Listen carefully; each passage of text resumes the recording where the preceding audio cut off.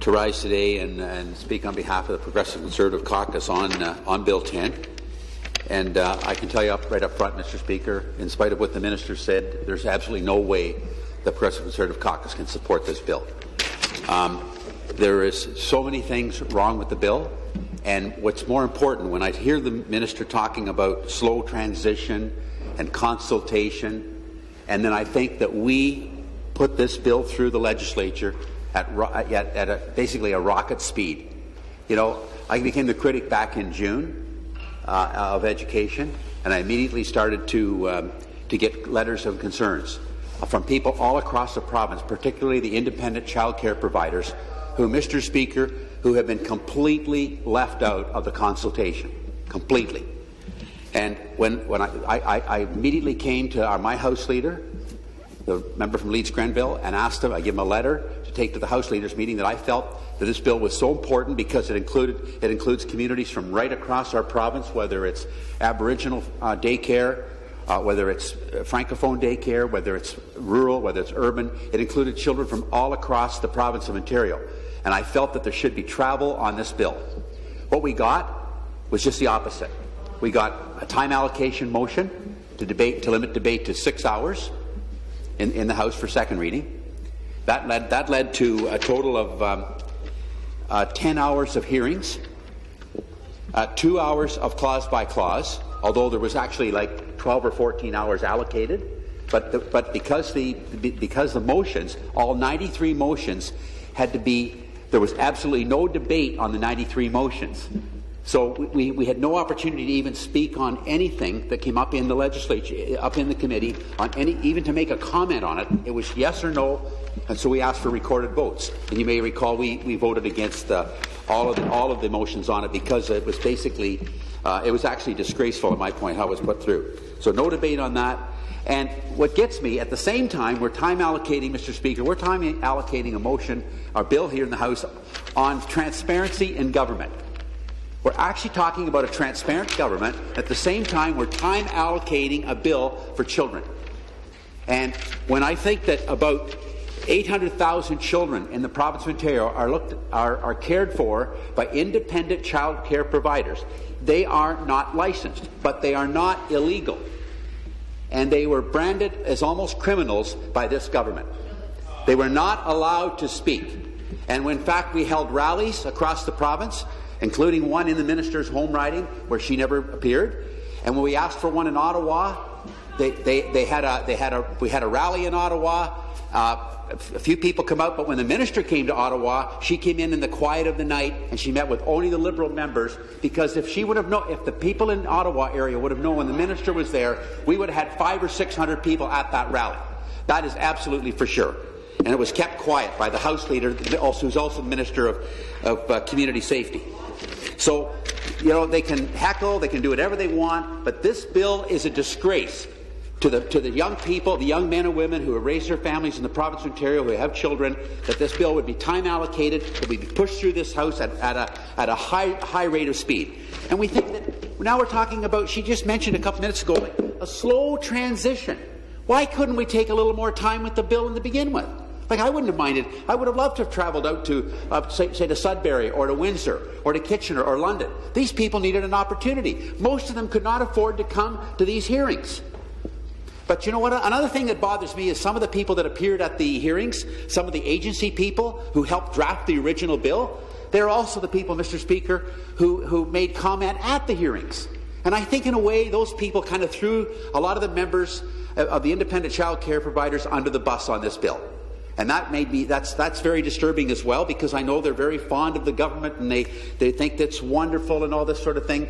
But in the end, there are going to be thousands and thousands. We calculate a minimum of 140,000 daycare spaces lost in the province by the independent child care providers. And those that are not going to be shutting their doors will have to go underground. And that's what's going to happen. There's going to be, because people with 2 and 3 little kids, they can't, and someone at a house that someone that's traditionally had daycare for a couple of children, and they have 2 children of their own, they can only have, that's limited to 2 under 2. And there's all kinds of examples, Mr. Speaker, of unlicensed daycare where they've been perfectly handled for many, many years working under those programs. And over those years, there's been no accidents, there's been no complaints, and as a result of that, the government just said, "To heck with those people. They're out. They're going to be out of business. There's going to be about 140,000 daycare spaces lost for sure, and we know there's going to be no more money in education because they've just cut $500 million out of the budget. So where are we going to? Who's going to enforce this? 6 more people. 6 more people are going to be hired to enforce Bill 10 in the province of Ontario, and that's going to work. 6 more people. How many people have they hired for the Ontario College of Trades? Have you ever thought of that? There's like at least 70 or so right now running around the province doing nothing. And you know what? They're except harassing businesses that are following the rules. But instead we're going to, because there's no money in this, and with the College of Trades, of course, the tradespeople are paying for those 60 people with their membership fees. However, with the daycare, that's supposed to be paid for by the Ministry of Education. So we've gone from 55 or 54 to 60 enforcement officers for the Ministry of Education, and we're still trying to figure out where that'll be paid. So I find that this bill has been a disaster.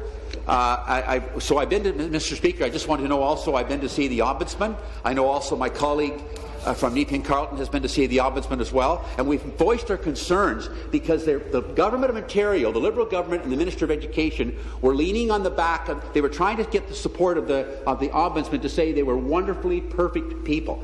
The Ombudsman has no intentions of trying to put people out of business, but this bill will do that. And in fact, because of that, from every time a business goes down now, or they're going to be shut down, those people will be reporting that back to the Ombudsman because he specifically asked to keep a report card on what was happening with the independent child care providers. Obviously, the biggest problem here was the all-day kindergarten, because it took a lot more children out of the daycare system and put it into the hands of the Ministry of Education at the elementary school level, which freed up a lot of spaces in the agency areas. And of course, now the agency areas want any kids they can possibly get to go into their school system. So there's 3 other members of our caucus want to speak to this today, Mr. Speaker, but I just want to say that through this whole thing, in fact, one day the minister had a question and actually accused us of playing games. Imagine calling the official opposition, mentioned that we were playing games with this bill. Now, if you call time allocation by the government playing games, if you call meeting with the Ombudsman playing games, if you call on having rallies to protect the people that have asked you to get their support, if you call answering emails and answering letters from members of the government that they refuse to answer, if those are playing games, I like being the official opposition. I'm very proud of my caucus. I'm very proud of our team because we're standing up for the independent child care providers of the province of Ontario, and we're very proud of that. I know the government is not doing that, although they say in a couple of motions they actually are trying to help it. That was different than the phone calls I received this weekend, which I was on the phone almost all day yesterday with independent child care providers, and they're not very happy with the Liberal government of Ontario, and they're certainly not happy with the Minister of Education. What about the independent schools? So we have a lot of other problems with it as well. The independent schools, the Montessori people are not happy. If you were actually at the hearings, Mr. Speaker, it was like 9-1 beating up the government.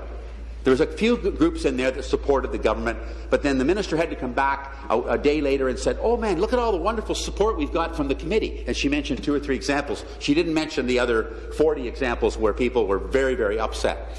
I want to thank a lot of people. I can't go into all their names right now, but I want to thank the people that very quickly organized against this bill. And I want to thank my members, particularly Ms. MacLeod and Ms. Marteau for their work on the bill. They did an excellent job in committee trying to get the government to listen. I also want to thank the member, the parliamentary assistant from Glengarry Prescott Russell, because he actually promised us during the hearings that we would be getting ministers' roundtables for all people that were active stakeholders as we develop regulations. And I hope that's not going to go away, and maybe the minister can clarify that at some point. but he didn't in fact mention that the minister would hold roundtables on the regulations, and all the people that were interested stakeholders would have an opportunity to take part in those meetings. Now, I have never heard that happen before, but the parliamentary assistant actually promised that. So, Mr. Speaker, I thank you for the time today, and I thank my caucus members. And again, I want to say on behalf of the PC caucus and on behalf of the children of Ontario, there is absolutely no way we will support this bill. Has not been. It's only a part bill. It's partially complete, and it does hurt a lot of young families because they won't be able to have spaces now. It takes away a minimum of 140,000 daycare spaces, and it's really it has bad economic policies for the province of Ontario. So thank you, Mr. Speaker, and I appreciate the opportunity.